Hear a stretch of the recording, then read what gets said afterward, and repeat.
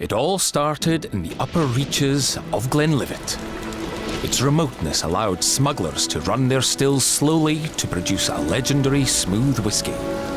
It was demanded by King George IV, who'd heard of an illicit dram so smooth he had to taste it himself. It took a gritty, single-minded Speyside farmer called George Smith to have the courage to set up a distillery to capture its character. It was defended on more than one occasion. It quickly gained a reputation as the first smooth whiskey and was written about by Charles Dickens. It seemed there was no stopping George's irrepressible spirit once the railway opened.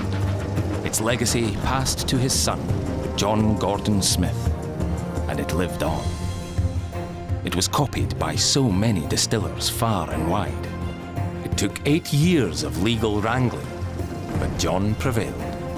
It was agreed it would be called the Glenlivet. It was threatened by fire, but John turned disaster into opportunity, installing telephone and electricity lines during rebuilding.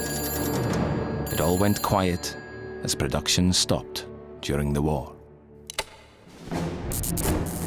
It was taken on by Captain Bill Smith Grant, a fearless man who was awarded the Military Cross. It became one of the first single malts in America after Prohibition. It was going great guns until war broke out anew. It got back on track when the US Pullman Company telegrammed for a complete reorder of miniatures. And it lived on. Its popularity continued to spread thanks to the jet set. It celebrated its 150th anniversary when things were really on the up.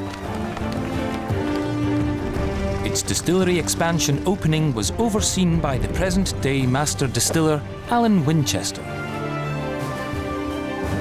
It has starred in many films and TV series and is served in bars in the 4 corners of the world.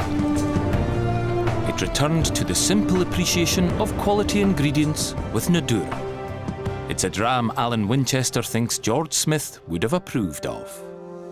It's the single malt that started it all, and on it lives.